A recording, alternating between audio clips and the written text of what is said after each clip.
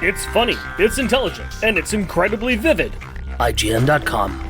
Psychonauts. A psychic adventure from the mind of Tim Schafer. Telekinesis, clairvoyance, and pyrokinesis makes the brain the ultimate weapon. Now, Psychonauts makes the brain the ultimate battlefield in a twisted adventure through the beautifully demented minds of misfits, monsters, and madmen. Rated teen, cartoon violence, crude humor, language.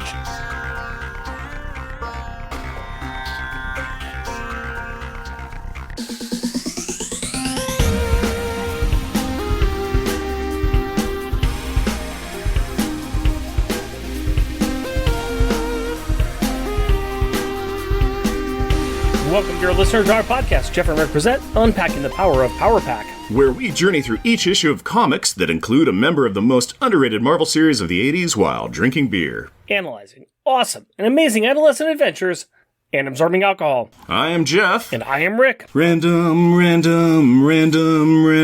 banter. Oh, yeah. Random banter time, buddy. Talk to me, tell me tall tales and tantalizing tidbits of trivia today. Psycho Killer, Kiss Kissay, va va va va va va va va va. Better run away. I got to the Psycho Killer. I was like, I know this song. This is Psycho Killer.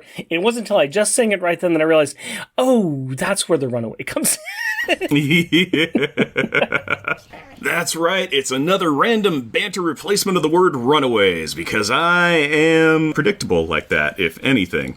But why else might I have picked this song to parody for our intro? Because they think that he is a psycho killer, and we have also got Darkhawk, who's a psycho killer, and we've also got, well, potentially a psycho killer who is also the father of one of the guys we think is a psycho killer. Yep. Also, who sang that song, Psycho Killer? Oh, the Bobs? Because I know the acapella quartet of the Bobs. No, it's not the Bobs. It is Talking Heads. That's right. Talking Heads. All right. Okay. And why might I have picked Talking Heads for this? Because it's a lot of talking in this one. There's a lot of talking, and there's a lot of talking heads in this one. It really is. Yeah, it's a lot of bringing pictures of heads up and talking about them. So we're talking about heads. Okay, good job. And it kills me that I just forgot that it was Talking Heads. I should know that. I know. People forget things all the time. Stuff that I know that is deeply ingrained in my soul, where people go, hey, what's this thing? And I'm like, yeah. It's only what I've lived around for 24 years. Speaking of things that you forget and things that you try to remember, I have recently, the past week or so, become addicted to a little game online that everybody else in the world's addicted to. And I saw today that you were addicted to that. People forget about words, but we're all playing Wordle now because that's the thing. Yep, I got hooked up on the old Wordle chain today, and I see the appeal. And I don't think I've ever sweated so hard for the word robot before in my life. And we aren't spoiling anything because we are doing this. This is like a few weeks after. This is going to be many weeks after this actually came out for the day. If you want to go back and figure out when robot was the Wordle of the day, the way I set up mine today for robot was like, I had nothing, and I had a couple, and I put those in the spot. I was going, this doesn't make sense. I'm not getting what word is like. What word has R and O in it and ends with a T, missing some of these letters that I've got. Yep. My thing was, I saw you post up, and you go, duh. Yeah. And I'm like, I bet the word is power.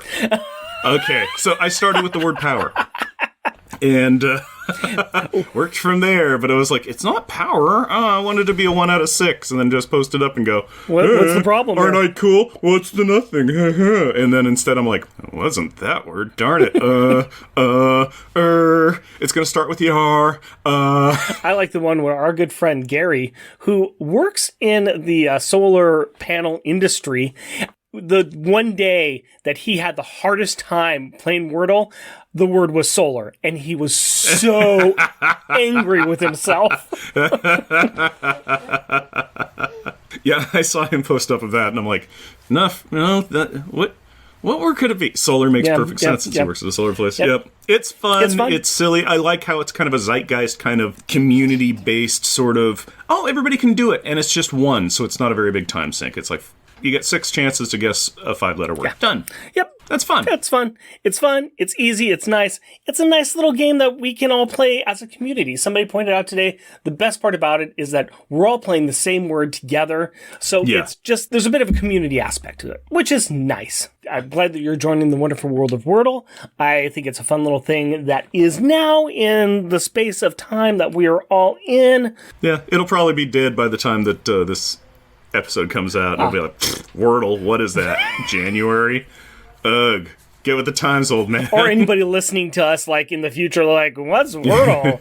Is that phase that lasted, like, 2 seconds back in the beginning of 2022? Moving on. Let's go ahead and get into this episode, and the only way we can do that is with a 2-sentence replay from last episode. Excelsior is on the scene to get the Runaways to give up their heroic ways by having a conversation with them. So Chase opens up the discourse by pushing the recently discovered lasers button on the leapfrog, and the Runaways run away from this failed diplomacy check. Shortly thereafter, Excelsior catches up with them, and Darkhawk repays the lasers' favor by shooting them out of the sky so that they can crash into a movie set, and then the Runaways proceed to get the sand kicked out of their lot until Excelsior infighting lets the Runaways run away again with their kidnapped victim, Victor, whose mysterious father gets called about his kidnapping in the last panel of the issue.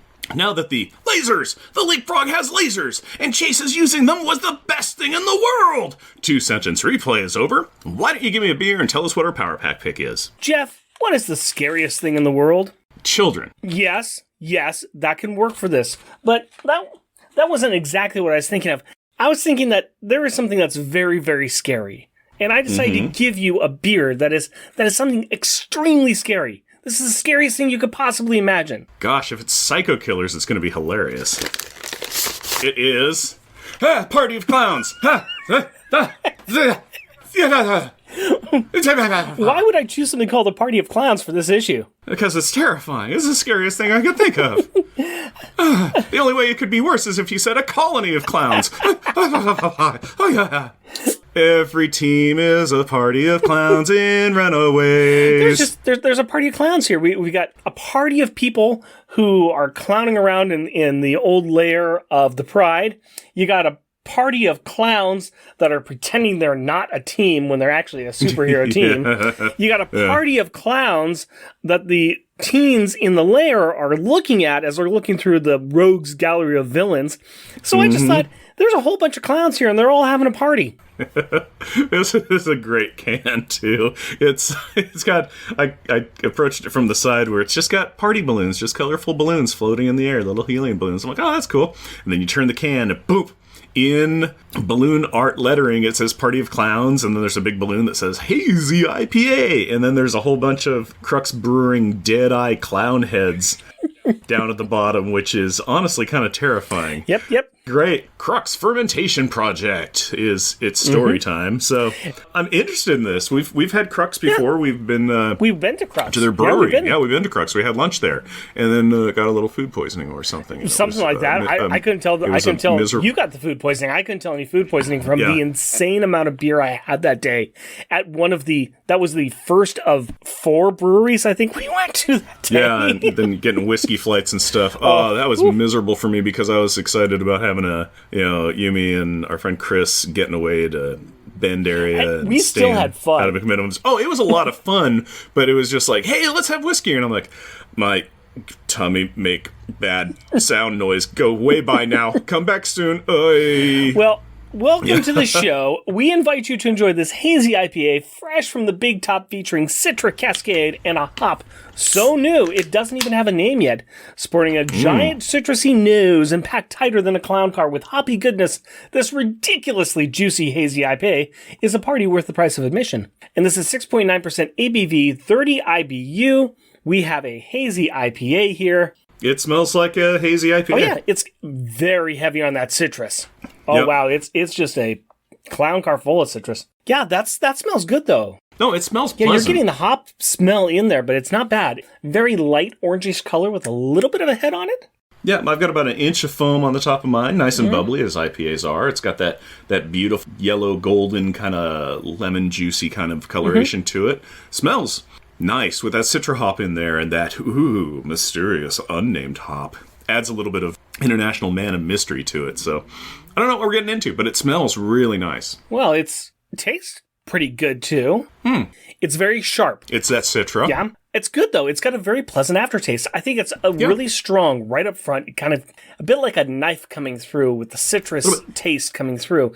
But then it smooths out, not getting a lot of the hops in there, but getting a lot of good taste of the different juiciness. It's got big lemon notes to it. It's the lemony. Yep. So it's not like lemon cleaner kind of flavoring that goes with it. It's just like, oh yeah, that's a really nice bit of lemon in there. It's like having your lemon water kind of thing. It's very easy on the palate. It's got that refreshing lemon water kind of aftertaste for it. So it's good. Yeah, it's crazy hoppy either. I'm getting a little bit of hop now. This is really easy. This is pleasant. Yeah, not too bad. And once again, that is Party of Clowns by Crux Formation Project, 6.9% ABV and 30 IBU. I think we should get into the Party of Clowns myself. I think we should as well. And the only way we do that is if, honk, honk, you go ahead and read the opening credits if you please.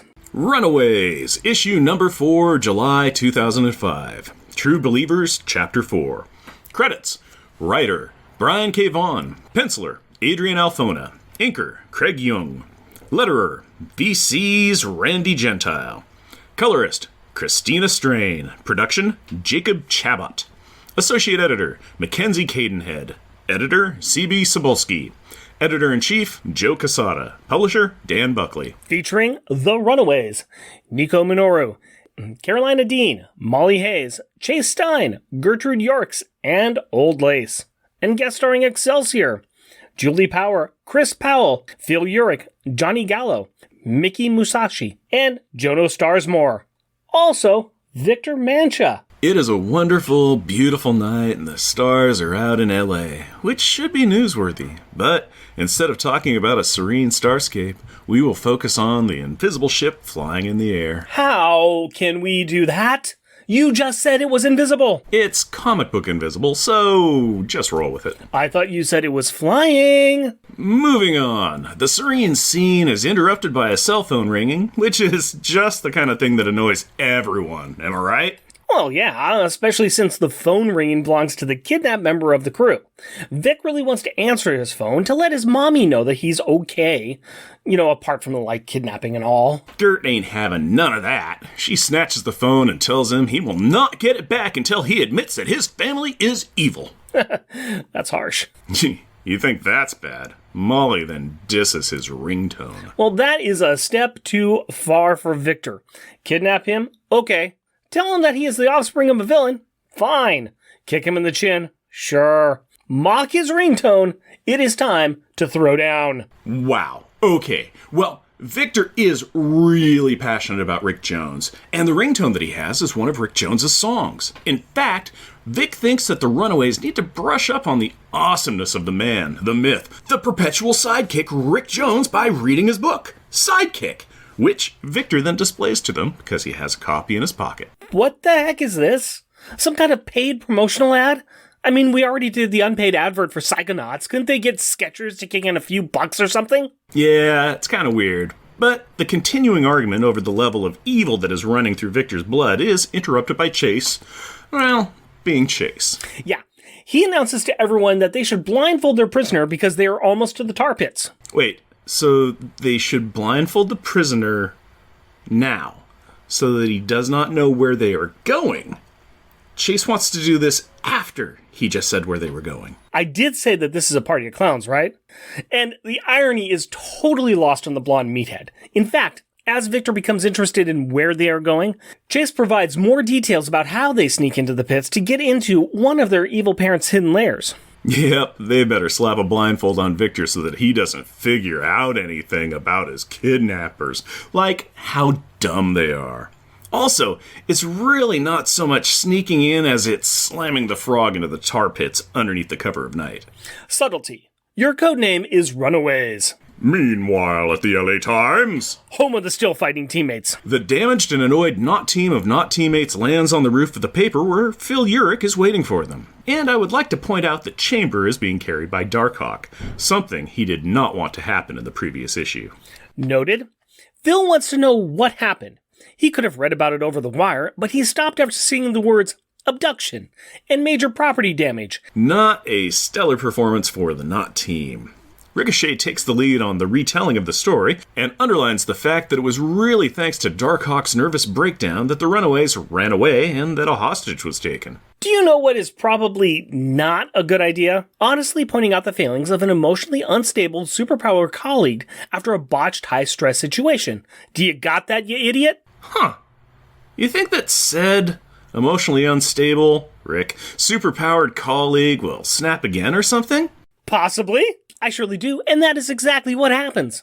Darkhawk grabs Ricochet by the throat, demanding to know how many more times he's going to have to apologize for his recent past exact same behavior, but Lightspeed intervenes and pulls the disc tosser to safety. Darkhawk then insults Julie, and then insults everyone else. This guy just keeps digging the hole. He is Darkhawk, and he's digging a hole. Diggy, diggy hole. Diggy, diggy hole. Meanwhile, Julie and Johnny are bonding over their love of the Lord of the Rings, seeing as how Darkhawk has gone all one ring and all. Geeks gotta represent, even in the middle of a not-team fight. Turbo finally convinces Chris to power off the Darkhawk suit. You see, Chris wears this gem which, when activated, causes the power suit to surround him. Chris admits that when he was younger, he was able to handle the Darkhawk armor. But now, the older that he gets, it feels like the armor is controlling him. Fantastic! That is what I want my hero to be saying. But at least he recognizes that he is the problem, and he needs to remove himself from the not team. Phil does not want to hear this. He wants the not team to stick together and get them the money. The fat stacks, the dosh, the Benjamins, the bills, the bankroll, the big bucks. So that they can help kids and stuff or whatever. We should point out that Phil is the only one not putting his life or sanity on the line because his supersuit is wrecked. Chamber points out that the entire Not team sucks even more than it did before, what with Turbo's armor being partially wrecked, Darkhawk questioning his mental stability, and whatever Julie and Johnny bring to the team. I would like to point out that Ricochet was the most effective Not team member in the last fight, and Julie was actually talking to her opponent instead of just needlessly fighting. All this while Chamber got his fiery face handed to him by a 13-year-old. So, glass houses and rocks, my dude. This not team bonding moment is interrupted by another call from this mysterious benefactor who pushes Urich and the not team to keep moving forward. Meanwhile in the tar pit, home of the fighting hydrocarbons. Now that they have Vic in their now not so secret lair, the Runaways are treating him like a weird hostage / first date / special guest. They make polite chit-chat, talk about their evil parents, and then zap him with some magic. Insulation! And what in the great wide world of polyethylene is that supposed to do? Well, I think Nico wanted to neutralize Sparky's electrical powers, so she insulated him. That should buy them some time to unravel his past, figure out who Daddy Dearest is, and then move on to future plans, which is, I don't know, murder him or something? The third step is pretty unclear. At the very least, the incantation should hold long enough for them to hopefully do more talking and a little less punching. I have to say that I find Vic to be an amazingly trustworthy soul. We can add magic test experiment to the things that have happened to him in the past 3 hours, and he seems to really think that these other kids are all that and a bag of chips. Maybe, but how are they going to prove that his dad is evil? By playing the best game in the whole world. Who's your daddy? Hey there, Vic.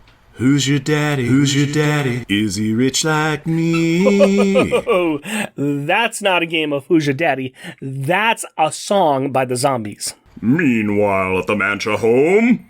home of the fighting answering machines. Vic's mom is still calling her son's phone, begging him to call her back. She's also admitting that she did something about making a deal with the devil. And, speaking of which, someone has entered her house. We assume the unseen person is Vic's father, who she called last episode. As she falls to the floor and apologizes, she is struck with some kind of electrical blast. Kraz, ciao. What a fantastic happy note to end this page on. Back in the lair, we find the kids sitting in some type of planetarium-style room that has a 3D projector. While Chase eats popcorn, Old Lace stretches out across a row of chairs, and the rest sit and watch as Nico tries to operate the controls to show a rotating list of bad guys, starting with... the Kingpin, a.k.a. Vincent D'Onofrio. Yeah, half right. This version is not played by an actor, but he is mocked for his size and weight by our dear simple boy Jace. While this is all well and good, well, it's actually not either. Vic points out that this is pointless. Even if one of these dudes was his dad, he never met him and was not raised by him. Meh. Let's move on and look at Electro.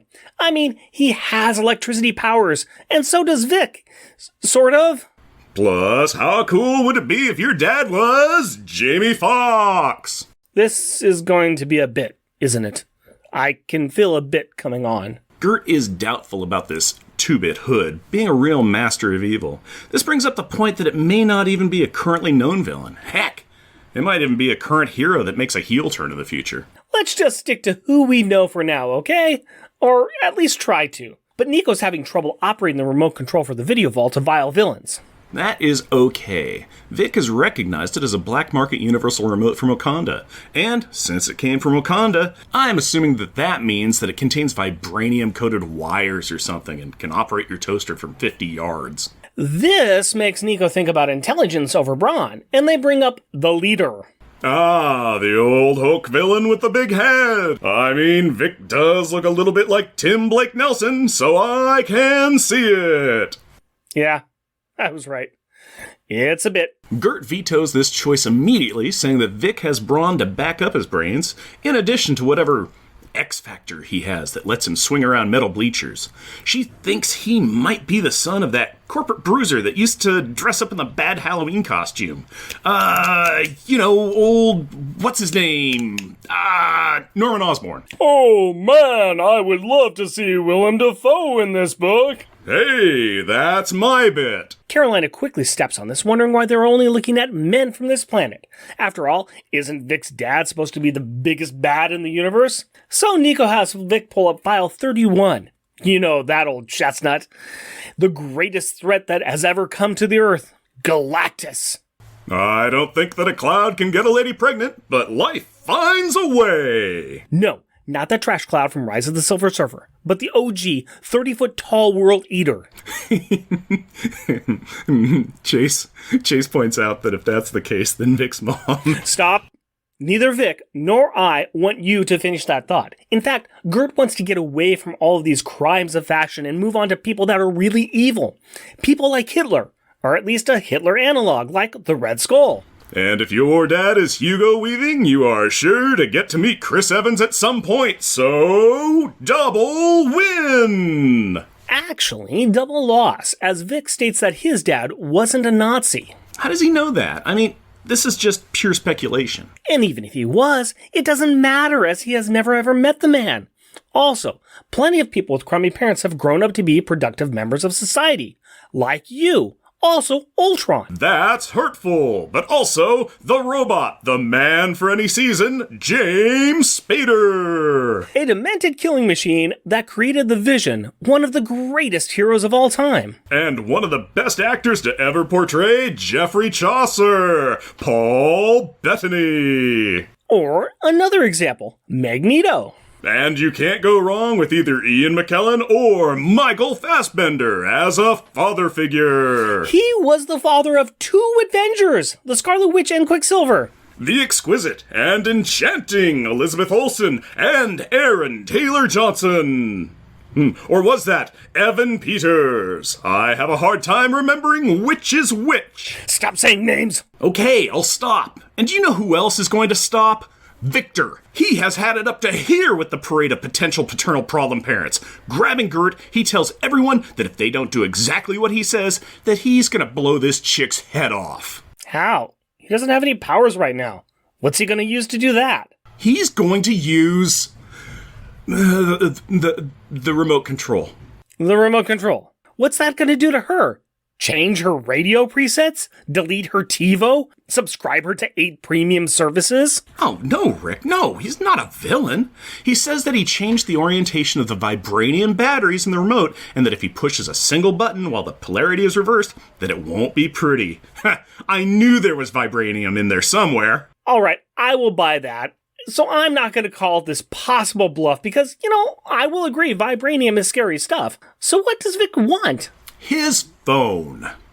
Okay. Well, that's in Gert's pocket.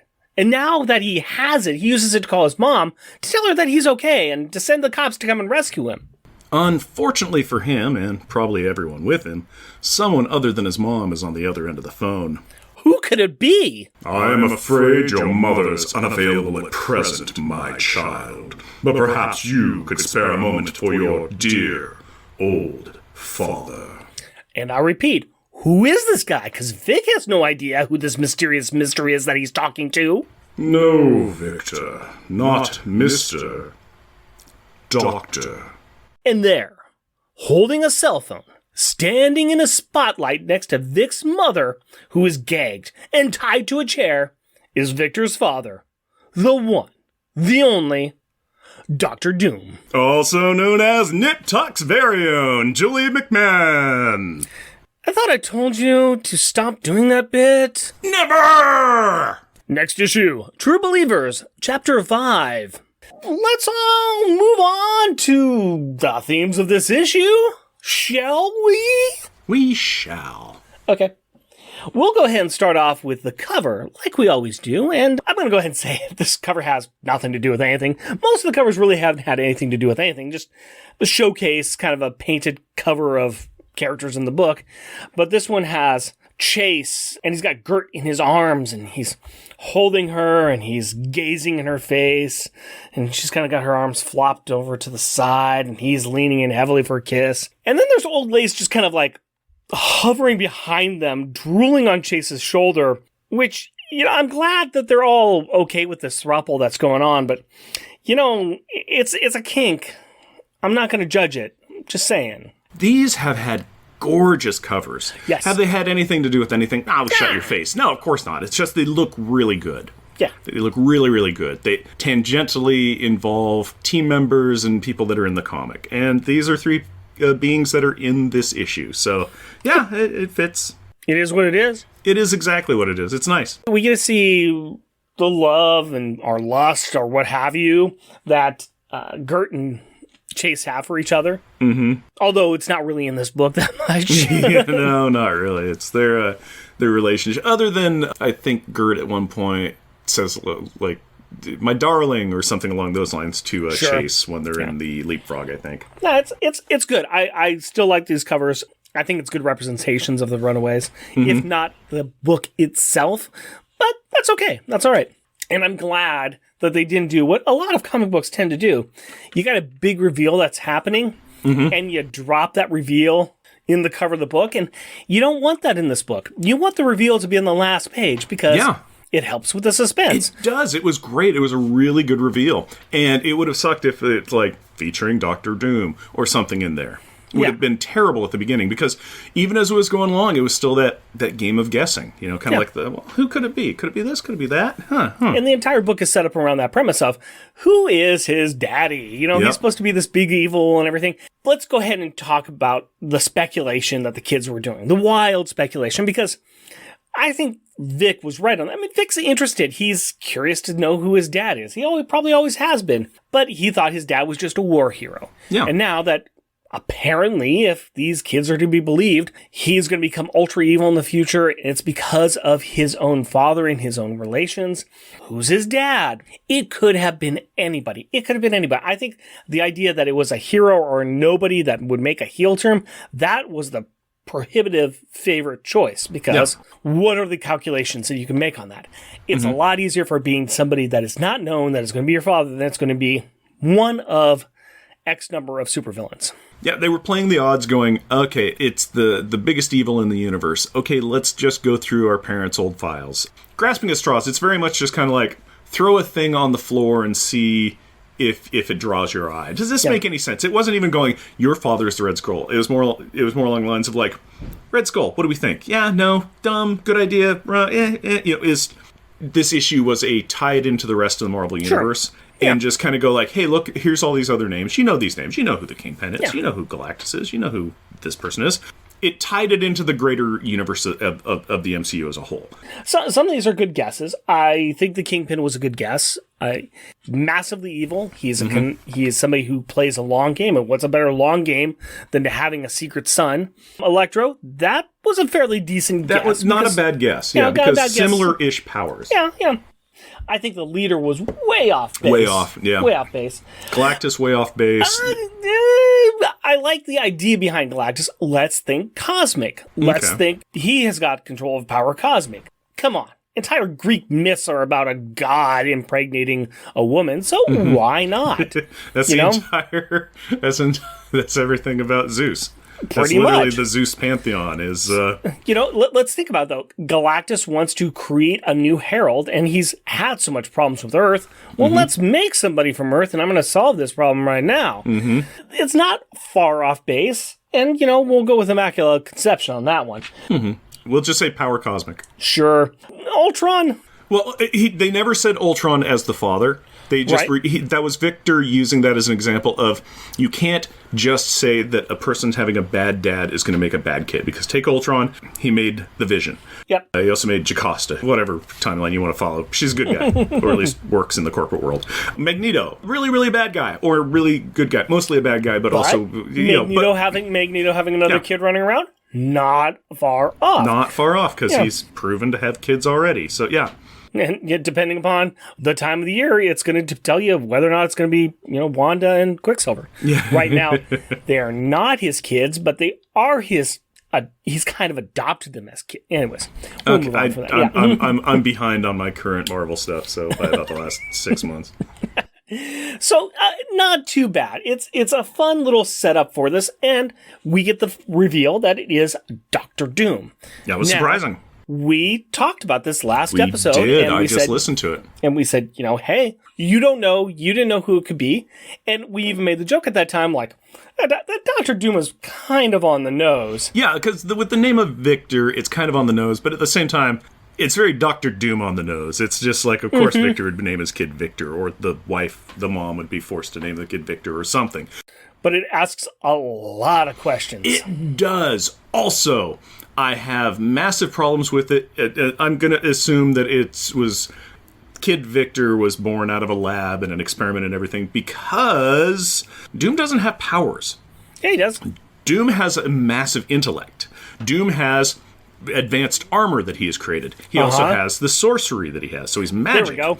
The magic, yes. But magic, okay, depending on what kind of theory you're going in, magic is it's kind of a inherited but also learned skill set. Victor has had no training in this at all. And he's shown, that they've shown that he's pretty smart and he knows things. So it's like, yeah, I can see that. But him gaining just a handful of different powers, because it's like, well, my dad was a magician, so I can cut somebody else in half. Let's think about it this way. Victor's done some research, and he's figured out that my genes mixed with her genes will create a mutant. Maybe. There's a wide variety of things. It could have been a magic conception. Exactly. Mephisto could have gotten involved. You never seen know. him before. He never pops up. No, never. Tim. No, there's a lot of good questions here. I think that Brian K. Vaughan has done a good job of laying some real good ground soil here for a story. And it's not a bad story. It's not a bad thing to play with, especially if you're dealing with kids of supervillains. They're bringing, like you said, bringing in Marvel Universe, but they're not wrecking Marvel Universe by doing this. A secret kid that's running around, this is not the weirdest thing Dr. Doom's ever been involved in. It is plausible. No. All this is plausible. And I think it's a good topic of discussion. I think it's a good storyline.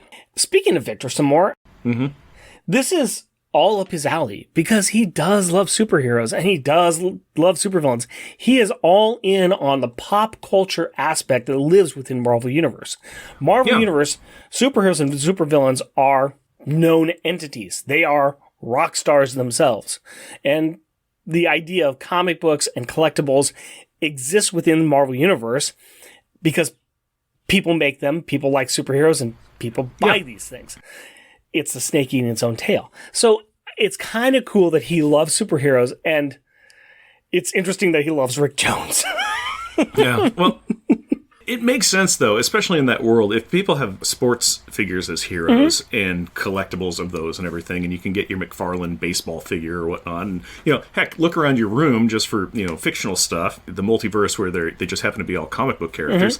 Yeah, people would be interested in them. They'd collect their stats. They'd get their autographs. They'd go see shows and performances with just like, oh, hey, they're doing a charity event. We got to go see that, or blah. Yeah, it makes sense that Victor would be into him, because I think most people would be totally into him, because they'd be, they're a rock star. They're they're a reality show that flies by your house shooting flames out of their head. It's, of course people are going to be into him. And so Victor being totally down with him is not a surprise to me. No, and especially with the entire thing with Rick Jones too. Rick Jones is a rock star in the world, and he is a well-known entity as being the superhero sidekick for everybody. Exactly. And he'd be kind of like the mundane's idealized dream, because you're just like, Rick Jones is just a kid. He was my age when he met Dr. Bruce Banner and saw that guy turn into the Hulk, and he bummed around with him for a while.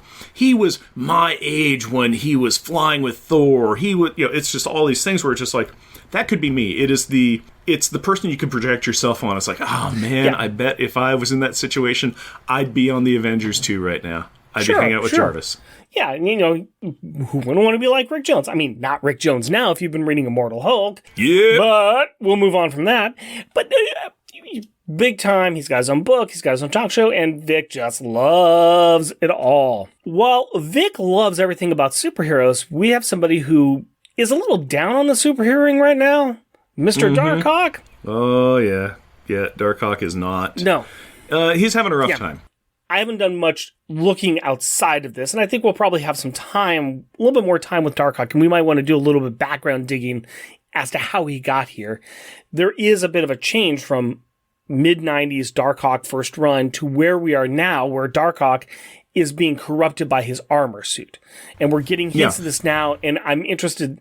I want to follow where this goes. I have enough knowledge about where it all ends up, and I think we are going to cover some of that, because he is going to be writing out most of the rest of his recent time with Excelsior, and which will become the Loners, and we'll kind of be following him a little bit with Julie. So I think we're going to see what exactly is happening with his armor and a lot of the things he's dealing with. That'll be neat. I'm curious about that. It's also, I'm glad that in this, they were just saying it wasn't because he was like burnt out as being a child hero or anything, but going, things have changed. My armor I used to control. Now it's changing me. It's controlling me. I think some of that is about his own burnout, though, too, because I think he is struggling to control the armor, and I think that is a real drain on him. I believe that. Yeah, it's, I mean, heck, I just have a kid, and I understand that just perpetual drain, where I'm kind of like thinking, it's like, I seem angry a lot, and I'm like, no, I'm not angry, I'm just a dad now, and I think this is a default emotion, because you're so taxed, you're just so burnt down. I think you should take that child-shaped gem out of your chest. That might help. Yeah, that would really help, actually. It hurts. Chris has changed from the Darkhawk that you knew before. Julie's changed. The characters that I'm familiar with all seem like they're being written a certain way to tell a certain story. Sure. And that's the biggest change, is like, how did this get here? Well, the writer, Brian K. Vaughan, at this stage was just like, I want the characters to be this way because of reasons. And that's great. It's fine for storytelling. I think you're a little right on Julie changing. She has changed, but there are elements of Julie Power we knew that's still there. Not Lord of the Rings totally popping in was that. There's little elements there.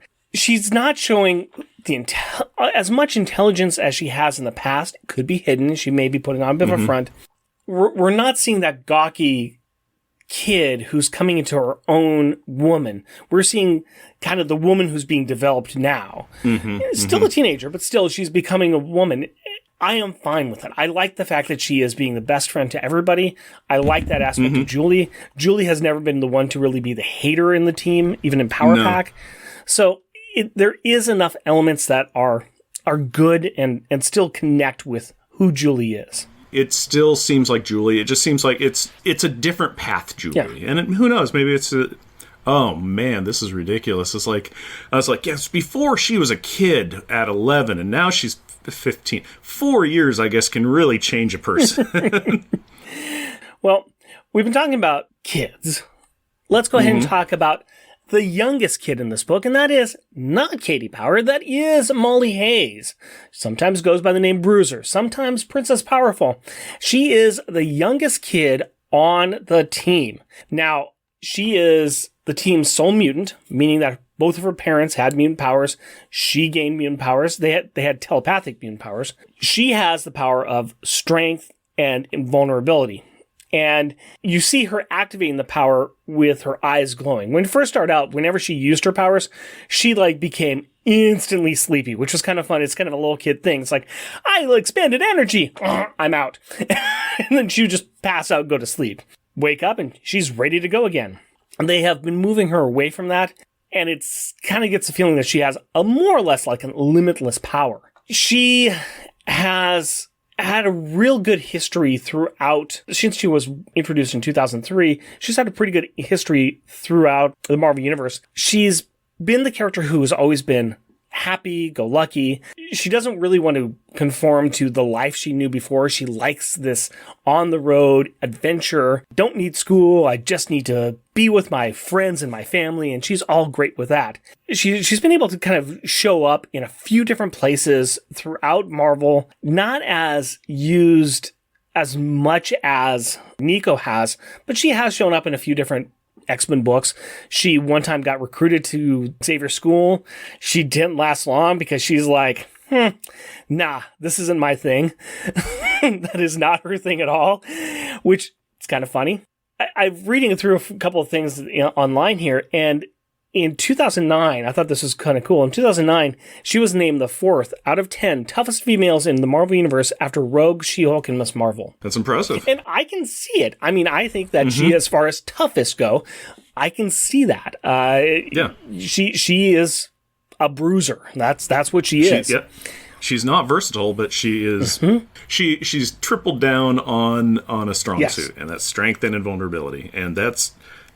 You can go pretty far with that. We haven't really talked too much about the Hulu television series Runaways.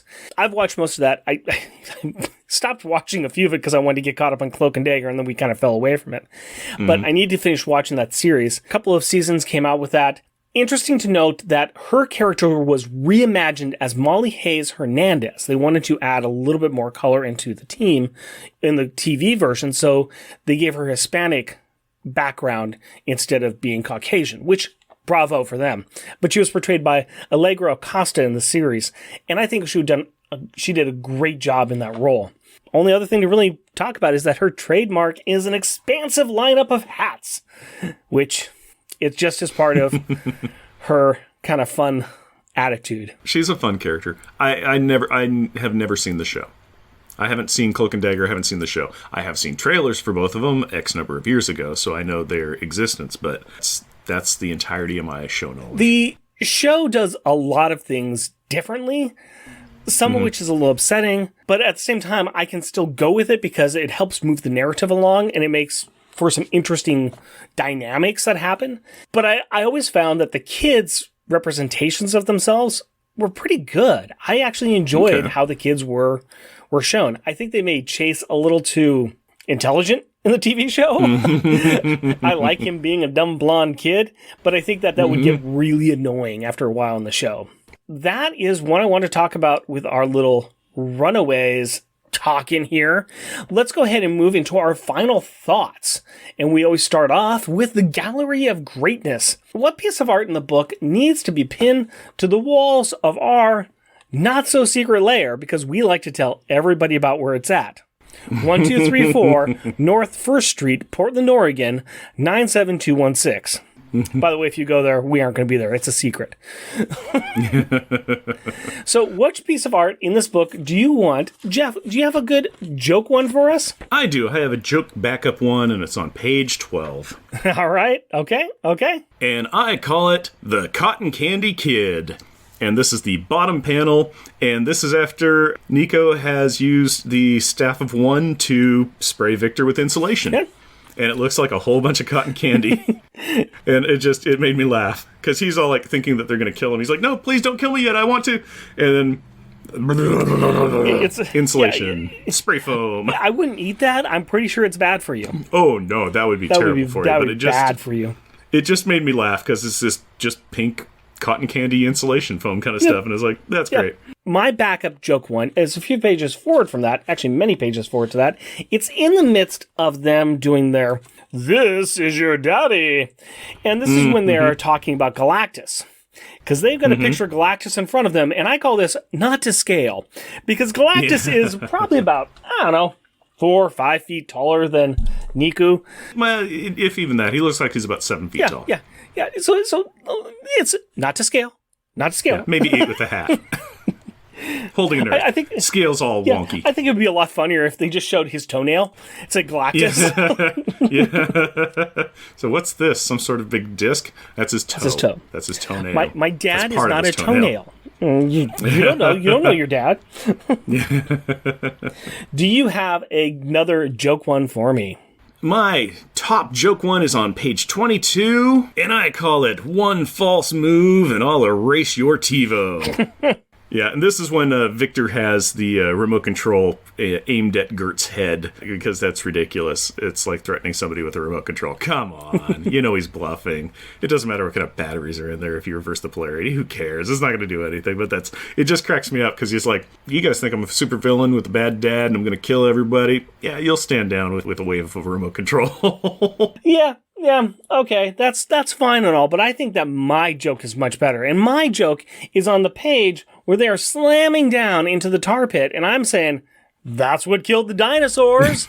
That's on page 6, and I know that because I called it "Nobody Cares About History," and that's my backup top one. See, I don't think it's. I think it's good art, but I think it's funnier than great art, because I mean, they're sitting there, they're crashing in here, crashing in there hard, where it's causing this wave to come up, and it's like, first of all, not subtle, not subtle at all, and you think that this would cause some kind of notice, somewhere, somehow. They've got to have cameras on that. They've got something. Yeah, it's got to be something. It's like, because it is like in the middle of downtown. Right. It doesn't matter that nobody goes to the museum. There's people around. Right. But then again, Chase even says, it's like, well, normally we're invisible and who cares? Nobody looks this way. So It works. Since we're talking about that one, let me go ahead and go to my backup good art, because this kind of is after they come into the cave, after they've crashed through the tar pit, and it's this place is huge, and it's the frog sitting in the lair. It's a new place in the lair, or it's a different view, because we're seeing just more of the lair, which is kind of neat. Mm-hmm. But once again, it's this, how cool is it to live where they live? And we should also point out, too, here, that the frog is immaculately clean, because they live inside the same world that Arnold Schwarzenegger lives in The Last Action Hero, where he goes into the tar pit and he can just wipe it off because it doesn't stick to him. Why would it? Yeah, that one is on page 11, and I know that is because it is my top piece of art, and I call it "I Still Love Me a Good Lair," and that is a great lair photo. You mean your backup good art? No, it's my top one. Oh. My backup one was the frog slamming into the tar pit, which I called "Nobody Cares About History," and there you go. I like it. I think this is pretty good. I was also thinking, too, if we want to throw another movie in on here, we could also say it's that Crisco shine that Chevy Chase puts on his sled in Christmas Vacation. I think this thing is covered with that, because the tar just runs right off.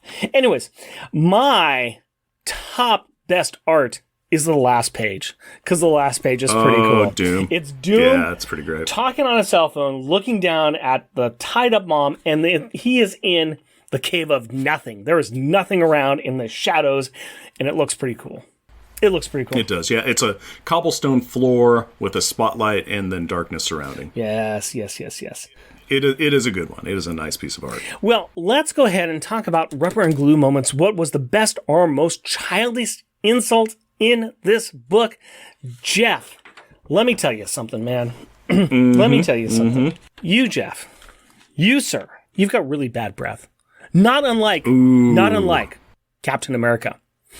Yeah, as told by Molly in this book, because she met Captain America once, and he made us go into foster care after our parents got blown up trying to destroy the world, and he had really bad breath. Really bad breath. How let me tell you. Let me tell you. Rubber and glue dissing on Captain America. Yeah, that's. Yeah, it's like, that's not the smell of bad breath. That's the smell of freedom, little girl.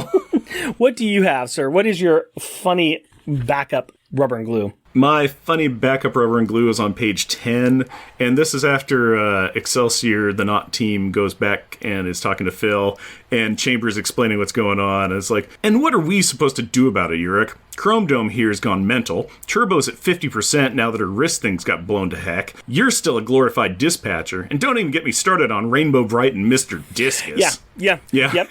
Just dishing on everybody. This was my top one here, and he is dissing on Ricochet, Lightspeed, and everybody else. He's getting everybody in one fell swoop. I love it. Everybody that was a lot more useful than in their Not team fight. Yeah. What do you have for, since we have that same one, do you have another one for your top insult? Yep. This is on page 3, and this is after Victor's like, hey, let me just talk to my mom on the phone. I'll tell her I'm okay. That's all we need. And, Gert's like, no, you don't get to talk to your mom or anything. And it's all about Molly here. Molly's all, yeah, you're a villain, and your ringtone is stupid. Hey! Diss him? No, you don't diss my ringtone. That's my ringtone. I chose that. I love that ringtone.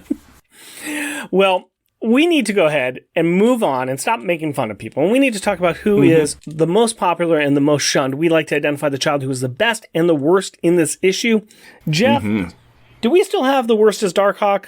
Let me check my notes. Not, boy, you're going to be actually very surprised by who my worst one is. It's his character who is choking everybody out and is feeling like he's controlled by his armor. I think his name is Dorkhawk. Yeah, I was going to say, you mean Chris? Chris is also known as Darkhawk. Yeah, Chris is Darkhawk. Yeah, it's Darkhawk. It is plain and simple and easy as butter going down. I gotta say, this was a little bit harder. I mean, him recognizing that his suit was making him do this, that was good. But then looking at everybody else, he still was the worst, even with that caveat in there. So even with that, he doesn't even apologize. He just says, I don't know what to say, Mickey. Armor now seems like it's controlling me. There's no apologies there. There's no nothing. So even his redemption scene is him still being a jerk. He is the worst. Yeah. Plain and simple. Yeah, he's the bad kid in this. Yep. So I think we agree on that. Now, who do you have as your best? I'm going to put it out on the floor and say Vic. Okay. What's your reasoning, sir? He was a little Helsinki with everybody, but at the same time, he was standing up for himself. He was still smart. He kind of was going along with it, and he was just like, look, maybe I can kind of talk these people down and go, hey, it doesn't matter who my father is that I've never met. I was never met him. I've never been raised by him. And then also when he got full of it and just done, he was just like, look, here, I've got a remote. Danger might ensue. Give me my phone. I'm calling my mom. And when he calls mom, he's just like, Mom, I'm okay. Send the police too. He was just like, immediately just like, okay, my kidnappers are these people here. Come get me. I liked the way that Victor was. He stood up for himself when they were saying, hey, your dad's a bad guy, so that means you are. He's like, no, it doesn't mean that. And giving examples and backing up he has a hypothesis and he's backing it up. And it's just like, yeah, this kid is doing this right. And he's literate. He carries around a book with him. I'm pro that. He carries around Rick Jones' book. That's sweet. I think Vic is a very valid choice. I liked him in this one. I think that he was very proactive with what he was doing. I still went ahead and chose Nico for mine because I did like her intelligence with insulation. Yes, I liked her idea about, let's do the review of the villains. We have nothing else to go on. We have no plan. So let's do this. So I think that she was thinking ahead. I think that she was being smart on some things. She also had a great moment with Chase, like, "Oh my God, you're a moron!" But I had to like her. She was really good. I liked her a lot in this. She is an excellent choice. She really, really is. Well, we both agree on that. Let's see if we can agree on something else. We need to look at our list of 4 books that we have in our current series, starting with Wounded Wolf, Uncanny X-Men Volume 1. Next, we have Runaways number 3, the issue that came before this, Runaways number 1, and Runaways number 2.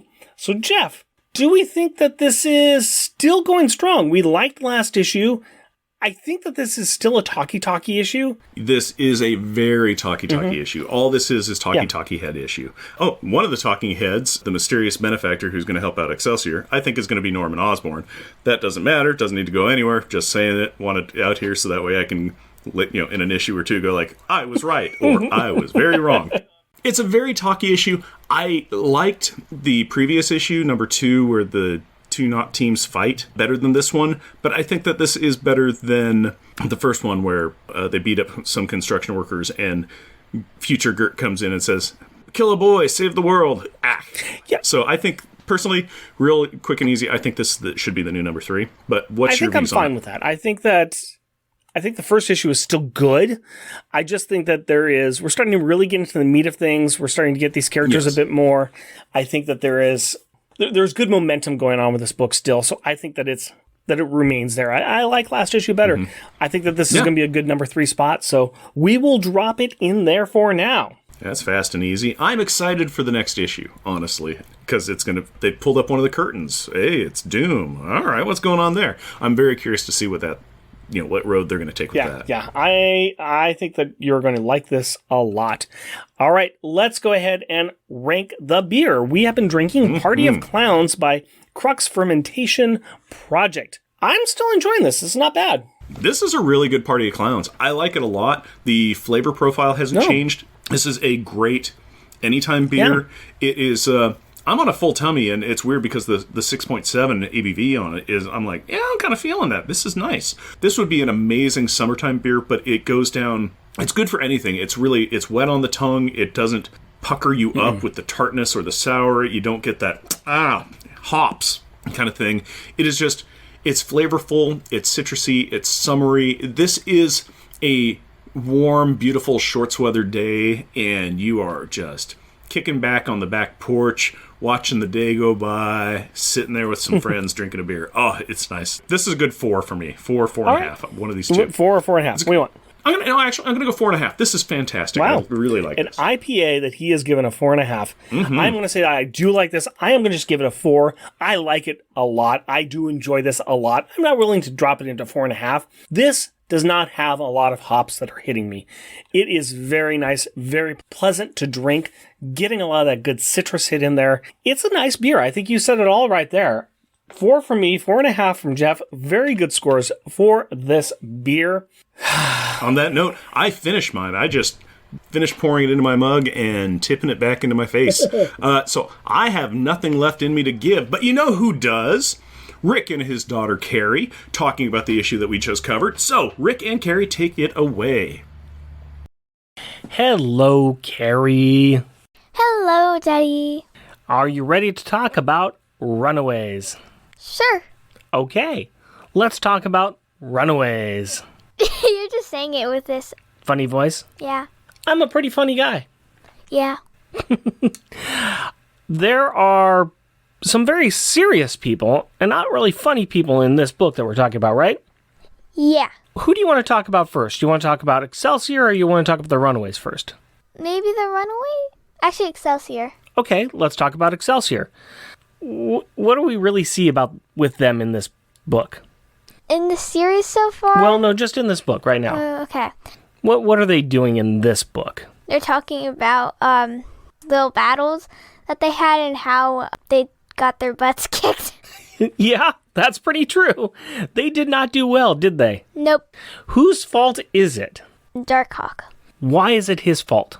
Because he technically started attacking one of their own. He kind of attacked everybody. He wasn't controlling himself, was he? Yeah. What does he blame it on? The armor. Yeah, he says it's the armor's fault. He can't control it anymore, right? Is it kind of like that ebony blade where it's like cursed or something? Something like that. I really don't know. I have to remind myself of what's going on with Darkhawk. We're going to be reading a lot of issues with him in it, so we'll probably see what's happening with him and why he's acting like this.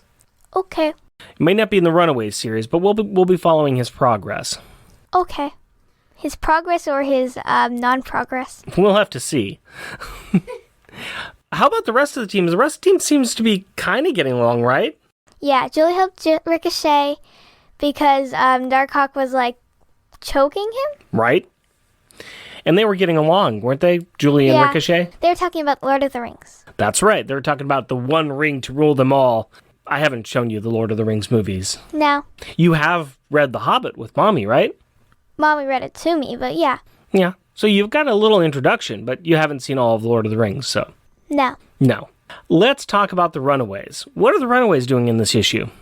Well, they're looking for who Victor's father was. Right. They're trying to figure it out, right? Right.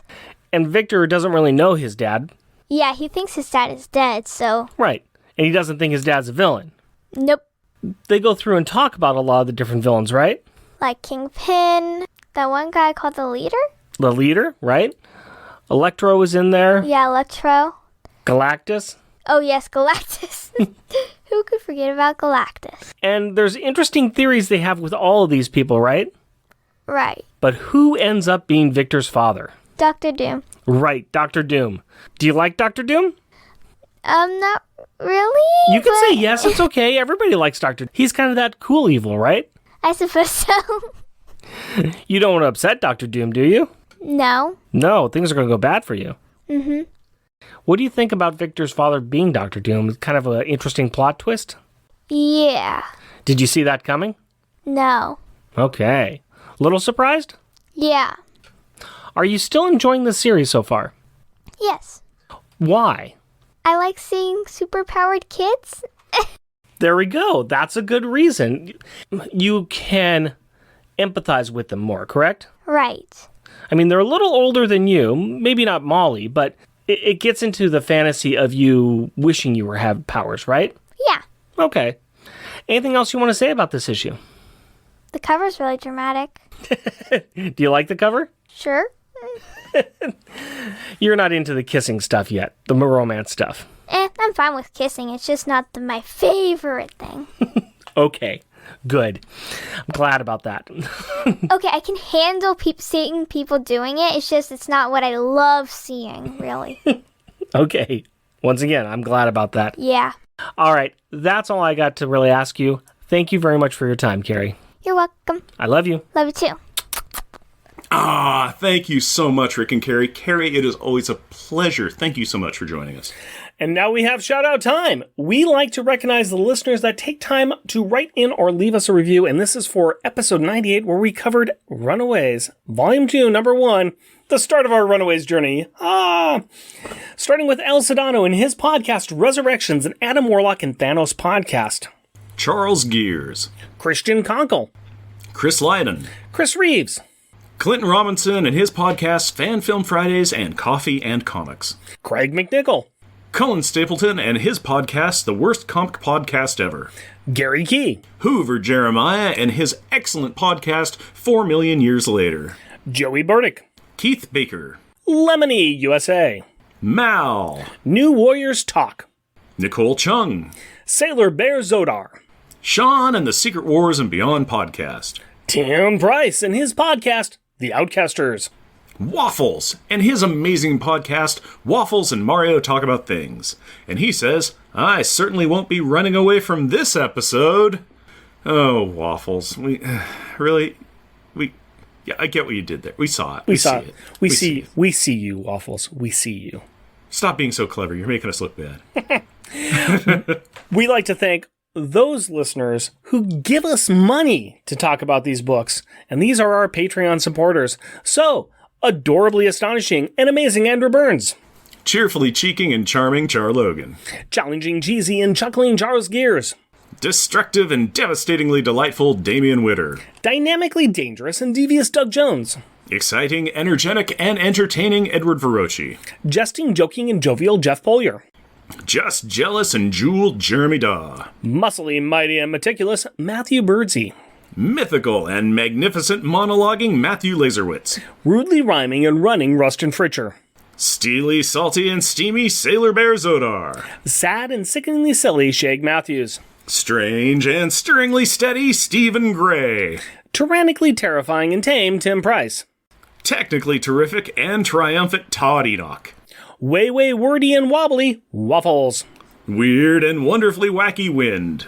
Be sure to check out the other shows that we're on, our Junior Agent submissions on the MI6 Rogue Agent episodes of On Her Majesty's Secret Podcast, and monthly Monday Movie Muck about my movie show on the Longbox Crusade podcast. And we have some merchandise available on Redbubble. Go to redbubble.com and search for Unpacking the Power of Power Pack.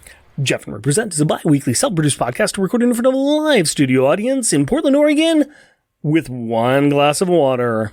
If you would like to interact with us through the magic of the internet, you can do so through Twitter at Jeff and Rick Present, our Facebook page, Jeff and Rick Present, our email address, Jeff and Rick Present, all one word, at gmail.com, or at our website, jeffandrickpresent.wordpress.com.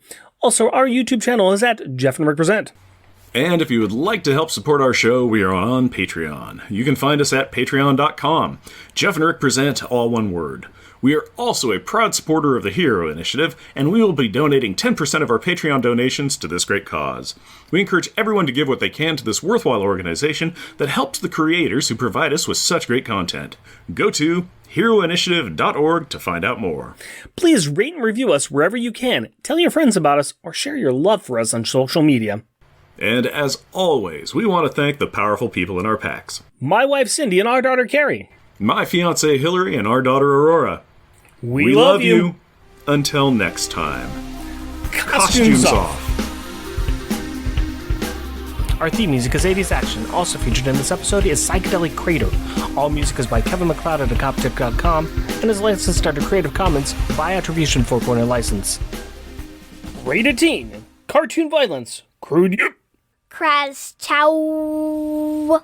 The damaged and annoyed Not team of Not teammates lands on the roof of the paper where Phil Urich is waiting for them. I would like to point out the chamber is being carried by Doc. Man, scrapping all of it, starting over. Kraz Chow. And embezzlement. And a BOGO deal at Baja Fresh. And Purple, a great mattress for a great price. I don't know. Funny, thy name is not me. Kraz Chow. I surely do. I will, says Rick. Kraz Chow. And if your dad is Hugo Weaving, you are sure to meet Chris Evans at some point. Biological death. Blah.